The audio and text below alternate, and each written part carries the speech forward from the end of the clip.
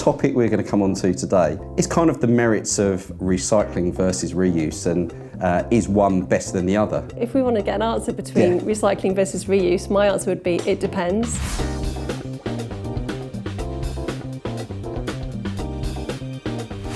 Hi, my name is Peter Goodwin, the co-founder of Co-Create, and I'd like to welcome you to episode 3 of our podcast series, The Reset, where we take a deep dive into those people and organisations responsible for transitioning to a more circular economy.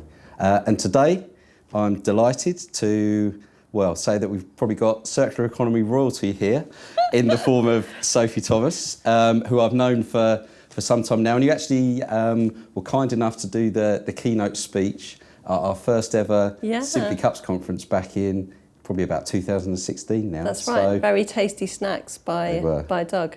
Yeah, exactly. Always good for snacks. Yeah. There you go.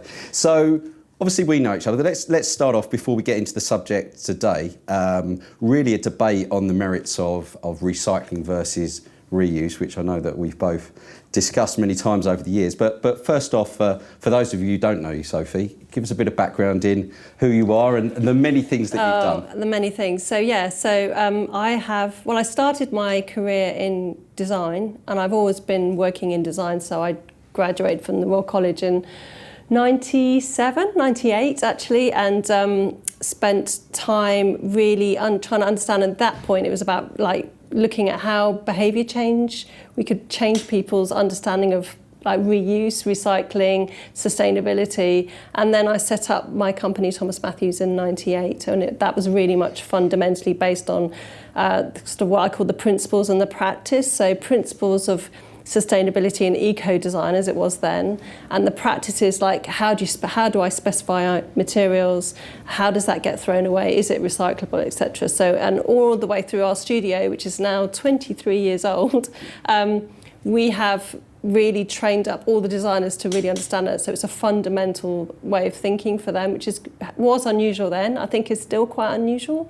And on top of that, sort of about 15 years ago, I started to spend more time looking into the design sector to help other designers understand what they're doing. So just seeing over and over again designers thinking about the aesthetics, the form and the function, but not thinking about the end of life of things. And then from that, worked on establishing and founding the Great Recovery Project in 2012. Which was a huge success. Yeah, it was success. Yeah, and massive. Yeah. I think that's where we sort of collaborated the most, where we were taking thousands of designers to go and meet chemists, scientists, waste managers, anthropologists, manufacturers, to get them to really understand that a linear process is not the answer, and actually we have to join all the dots up together. And spent a lot of time just visiting waste facilities. So kind of my history, I suppose, in a summary, is that, I've spent years just looking in waste streams. Yeah, happens to us all. There's probably a lot of people watching this who go on holiday and start taking pictures of bins in far-off countries and start thinking, what's the system here? We've all done that. So, but it's interesting. You say back in 97, 98, when you were first looking at this, was there much exposure to what we probably now define the circular economy? Because the circular economy is it's a relatively new word for something that's probably been happening in different guises. But you say there, the more was around the eco-design, the form, the aesthetics, as opposed to carrying it through. So, and even when we met, when we were talking about the closed loop recycling days, early 2010, the whole circular economy. So that's a hell of a long time that you must have seen the evolution. And so I think we all look back and we say, has a lot happened in the last? Have you seen a lot happen? Have you seen that transition? Because the key to circularity, part of it is design and designing for circularity. So designers are paramount to be involved. So you can't engage the design community, you're not going to change anything. Yeah. So have you started seeing that, as a broad overall, before we get into something, have you started seeing that shift in designers? Have we still got a long way to go? We have, so both. So yes, we have, the shift definitely happens. When we set up the business, initially it was very much, we were alone. There's people like, why are you focusing on that? And actually we were saying, because actually, even though we're saying we're not going to use PVC, a whole other range of materials opens up, because we've set this new criteria in the brief. Like, we want to have reuse, so we were creating sort of labels for envelopes so that you could second use your envelope, that kind of thing. And we actually did all of these guides for kids and for adults, which had reused plastic bags that we collected in Meadow Hall up near the Air Centre, and pressed all the covers and made these beautiful covers for everything. So we were sort of thinking about the communication, the narrative of the idea of materials. Waste is not the end of life of a material. Mm-hmm. That actually, that's our precondition that we put on it. We say that is waste, and I say no, that's not waste. That's just material waiting to be recovered. And I think if you sort of reframe it like that, then I'm like to other designers, why are you using it? Oh, I want the whitest of white paper. I'm like, well, how are you defining white? There are many types of white. So just questioning constantly was always the way we did things. And now there are many, many more designers doing that. And actually the next generation of designers coming in now are like, they have this moral compass, which before designers had to sort of leave outside the design studio and go and work for the nasty corporate clients, as they said.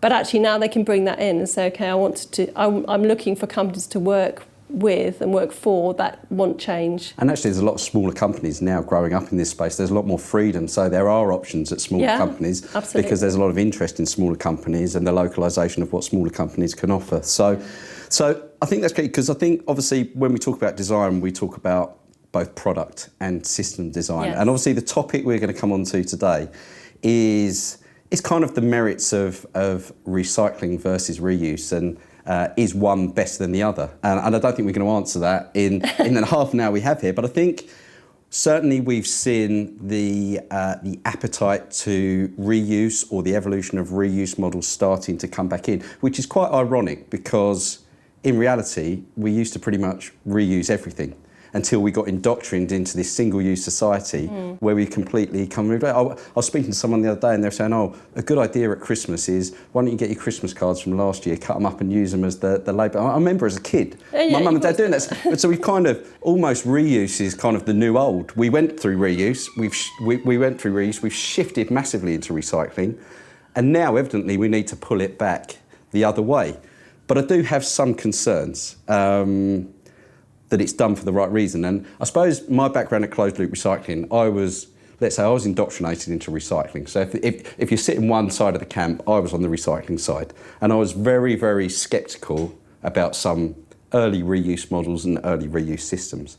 As I've now kind of evolved my experience, I think reuse is definitely the way to go, but at what cost? And I think we've got to be very, very careful. So in my opinion, reuse, well, this is the question, you talk about morals. Is it morally right to reuse?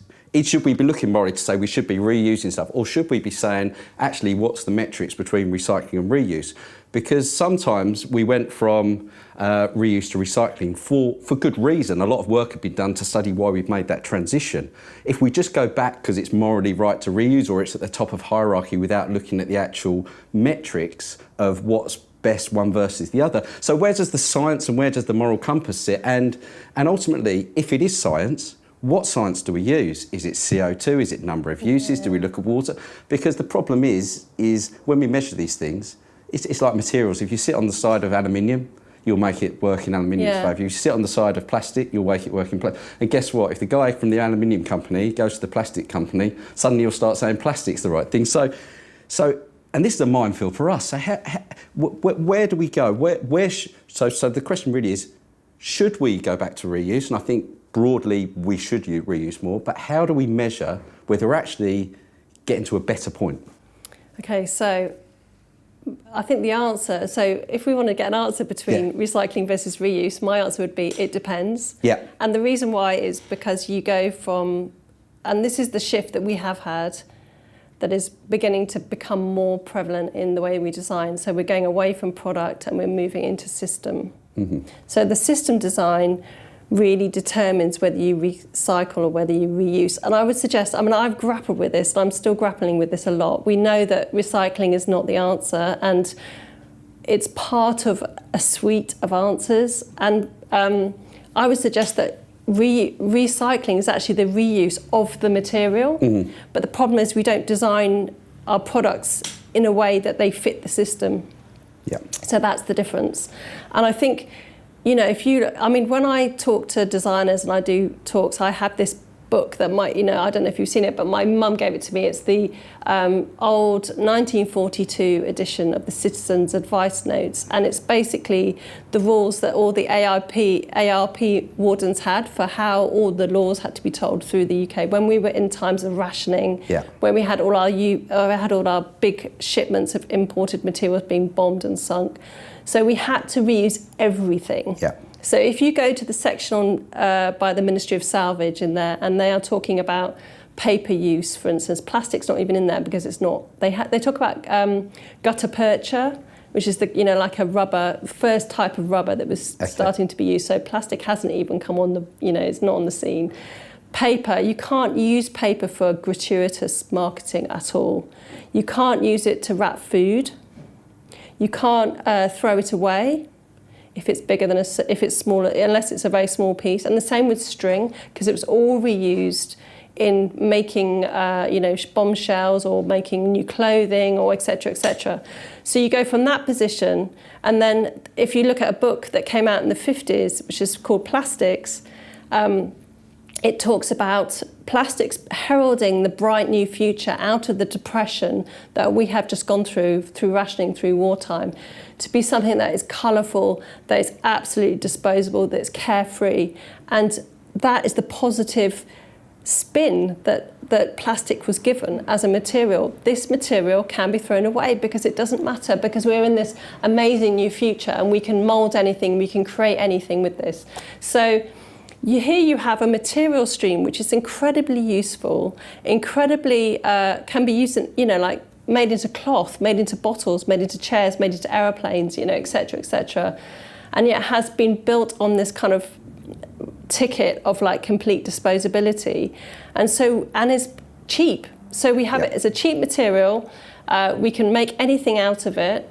It gets sold in this kind of great positive light. So therefore, we use it as ubiquitous now in everything. There's no way we can get it out of our system.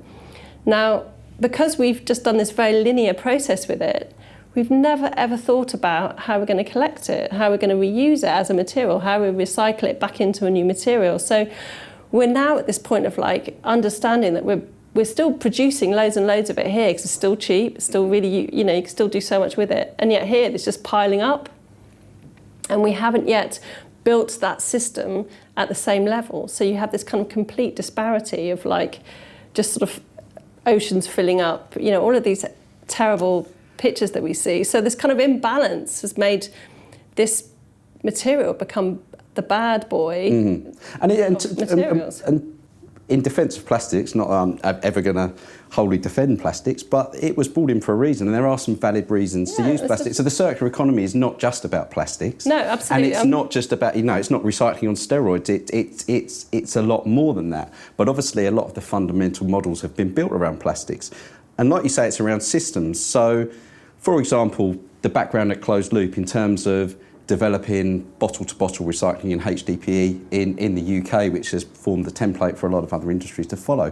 There was a lot of research done around that to say that actually, if we have a system, which we did, an effective curbside system, that if the system was in place, if we sold in plastic and get back by that curbside system, actually, that's a lot more beneficial than selling in glass because it's heavy, you've got to drive it around, you've then got to wash it, you've got to get it back. It's, if it smashes, do you want broken glass around your household? And it was kind of hailed as one of the great, by the Ellen MacArthur Foundation came in, and it was this was put up as a beacon of circularity. Yet even the beacon of circularity in plastics at this moment is under threat because a lot of people want to bring back glass milk bottles. Well, I think plastic as a whole. But without the system. So it hasn't got the system. You've got less scale than you had before. You've got to wash it and get it back. So, and this is my concern, it's that quick marketing spin to say, look, aren't we doing the right thing? That actually appeals to consumers, but taken out of context can be quite dangerous. And there are instances where if we start trying to create that circularity for plastics, but then we draw back on it and go back to other materials, we're never going to progress. And I suppose that's the concern. Well, I think also the backlash against plastics is really, really interesting from a behaviour change perspective, because then you go, okay, people are going to go, well, actually, we want bioplastics, biodegradable stuff. It has to be biodegradable. And we're like, whoa, hold on a minute. We've got absolutely no system for that, And so you end up in a worse place. But it's because of because of this, like public backlash against one material that is not helpful in a way, but it is helpful. Do you know what I mean? So it's this kind of two-sided approach to thing. Yes, we want to have people like go, I don't want to put this stuff in my bin. Flexible plastics is in like those kind of really hard to recycle plastics that, still waiting. I'm waiting for you to like come up with an amazing it's in the pipeline solution for that. But, there's so many, and biodegradable ones, I'm just like, so going back to my it depends answer, I think for me it's about the matching between what's the age, the use life of your product, and matching it with the use life or the life of the material. And that's where things like single-use plastic bottles are really wrong, because you have a very short life product, but you have like a 400-year bottle or plastic being used for that. So it's about the whole kind of matching of those two together is really key. Okay. And so, and when you get a proper closed loop system, then that doesn't really matter so much, as long as you don't get leakage. And that's the important thing. So so it doesn't matter what the material is, as long as it stays together. But yet we design things that are complicated, like disposable coffee cups, which are, potentially one very, very valuable material of a virgin paper stock, which actually does have has market potentially, but yet we make it we can complicate it by adding in a layer of plastic. And I suppose systems work well when you get standardisation. And the one thing we've talked about it's design of new materials. And actually what the waste industry needs is consistency of materials. They'd be better if we said, okay, what are we going to do with milk bottles? Let's make them all out of HDPE, or let's give them something that's voluminous that they can work with, other than giving them a raft of 101 different materials. So I think we've almost designed there are almost too many material options now, which is lacking that from a system. So. Actually, if you look at the work that is being taught, the way that materials are being discussed at the moment is about limiting the amount of polymers you use on different things. The very first report that Great Recovery did, one of the very first recommendation was like fast use goods like plastic bottles should be monomer. And how to make, we say that's not possible. They say, we say, as in the companies who make them say can't do that because of leakage, blah, blah, blah, caps. We say, make it happen. Work it out. You put so much money into R&D, make it happen. And it can happen. We looked at recycled content. Look at the recycled content of PET. The resistance, even 10 years ago, of people saying, now we've got 100% recycled PET bottles, so it can happen. And that was to do with, a lot of that was to do with, public perception. They'll see it as being slightly off colour. Now, it's just a bottle. It's authenticity. Or sometimes if people are looking for that. I know the bizarre things. You speak to supermarkets 10 years ago, little imperfection, not interested. Now it's like, can we have something so it looks authentic? So it is amazing how it's changed. So if we said that, there obviously is a huge part for reuse to play, and reuse is starting, but it's not really. I suppose you could label this at recycling as well, but reuse is. There's a lot of talk about it, but is it really happening effectively? There's pockets of reuse. Now, I've got some theories why this might be happening, is because I think we've touched on it before. People very much focus on getting a sustainable product and not a sustainable system, or they do one without the other. So we're not marrying. To make a sustainable product's pretty easy. To make a sustainable system's very hard. And if you need systems, you need collaboration. Now, what we've seen in our work with cup recycling is systems work with collaboration and competitive collaboration. Is the biggest barrier to reuse competition? Because ultimately working with big businesses have got egos. They want to be the ones to prove that they've solved the problem, which often in my experience limits them working with that. We see it in the paper cups at the moment. You've got Starbucks who are saying, okay, well, it's a 5p on a cup problem, so we need that to solve cup recycling. And then you've got Costa, McDonald's, Pret and the others saying, no, actually we need to give some money to the recyclers. But you've got the two biggest chains doing something different in a market where the waste industry or the consumer just needs just needs consistency. So is it the fact that big businesses struggle to collaborate on these issues?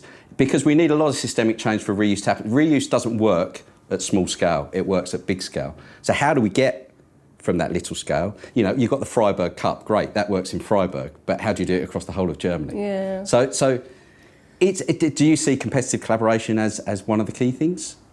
Yeah, I mean, I just see it as a big world, and there is a big problems that I think actually anyone, you know, like there just needs to be, and also it goes back to that, like, it depends. You know, when we did a piece of work for Festival Republic where we were looking at what types of cups should they get onto their festival site, and they said, what's the answer? And we were like, well, it depends. Yeah. So it depends if it's a hot drink or a cold drink, and, you know, who's collecting your cups, and how you collect them on site, and, you know, what kind of contamination do you have, and blah, blah, blah. So we did this kind of whole decision tree for them and said, this is what you should do.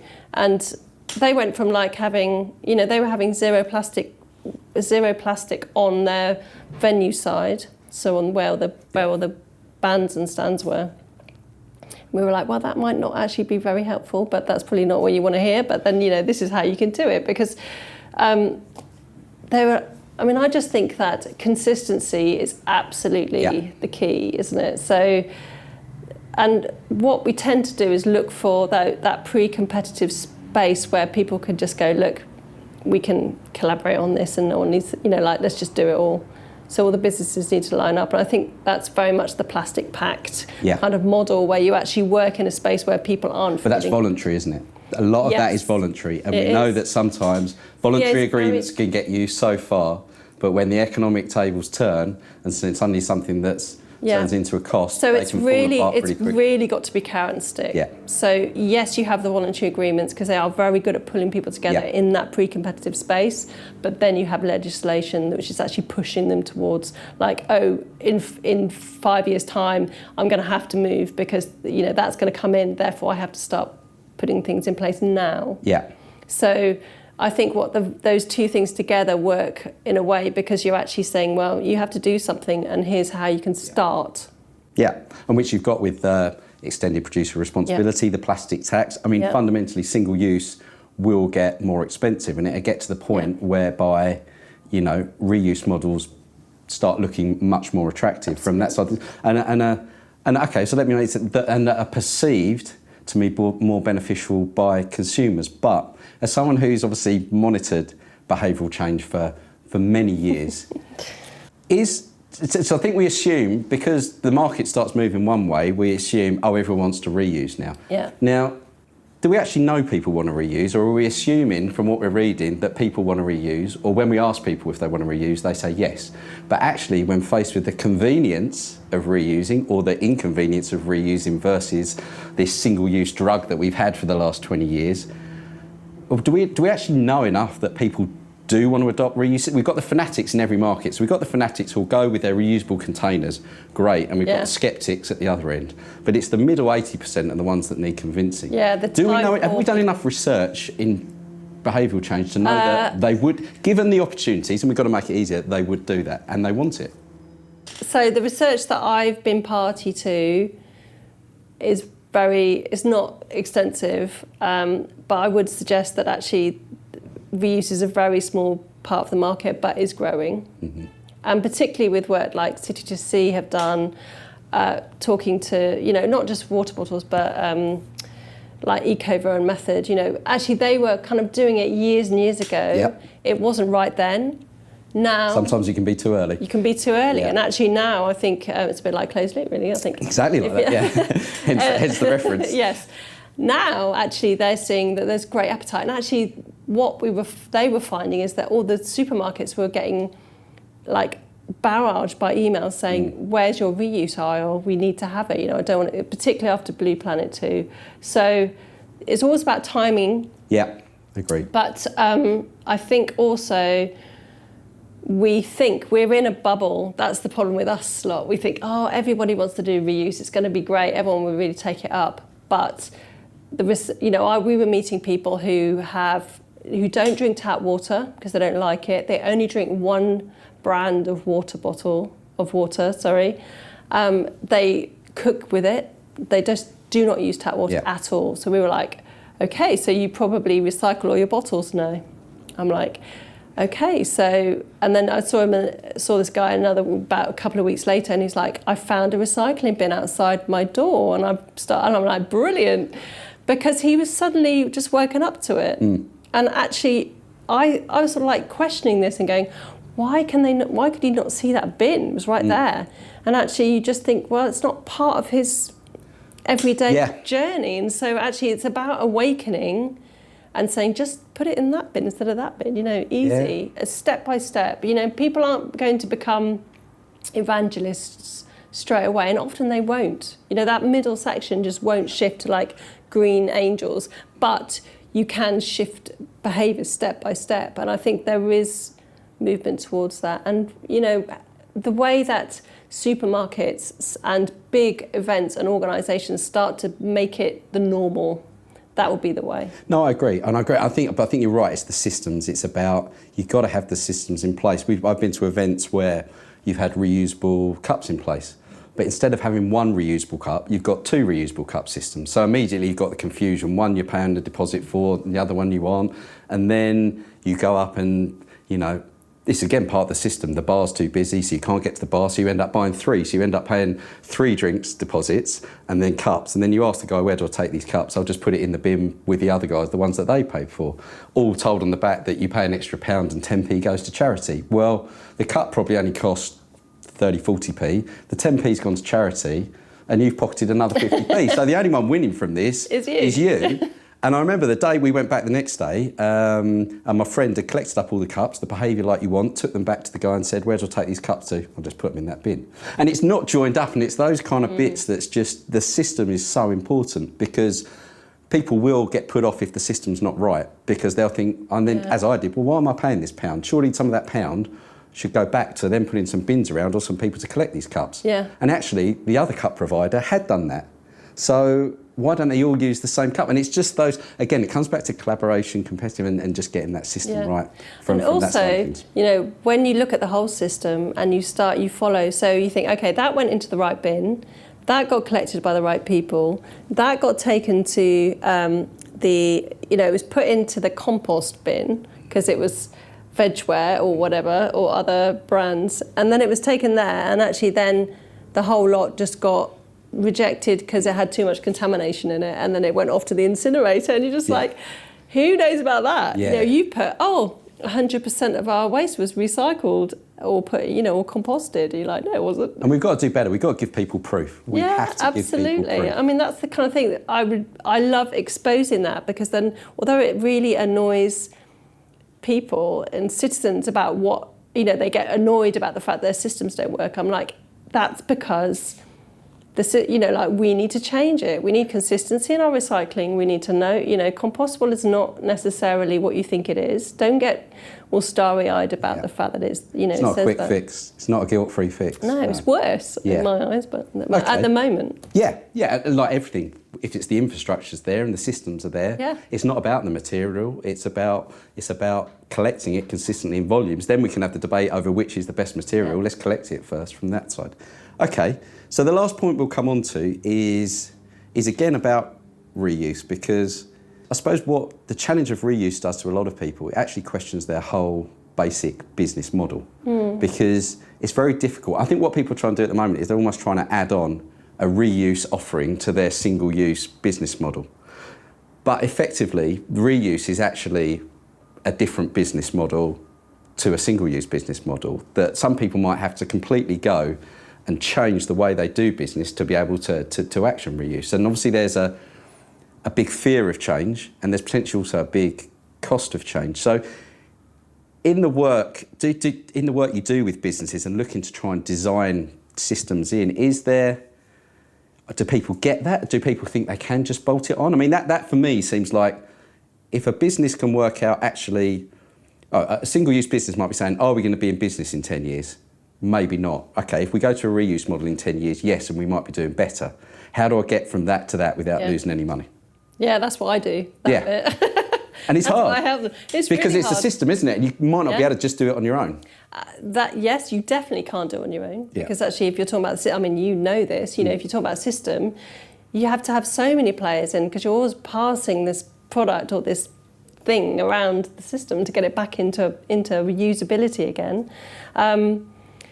And I think also it's as you say, it's a mindset because also people can't really think that far ahead. No. It's kind of human nature. We can't really think. Well, governments don't, so why do businesses? Well, exactly. I mean, businesses aren't.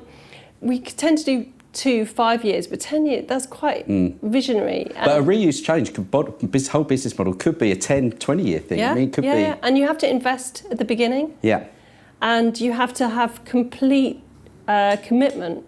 So you have to have your shareholders' commitment, you have to have your trustee and your board's commitment, you have to have your employees come with you, all of that, let alone all the kind of your supply chain and your contractors and all the, And your customers. And your customer, Yeah. And don't forget your customers because someone's going to buy it and someone's going to not just buy it but buy into the whole system. So there may be within this, there may be some early adopters who see reuse and they're the trailblazers, they're the brands that succeed.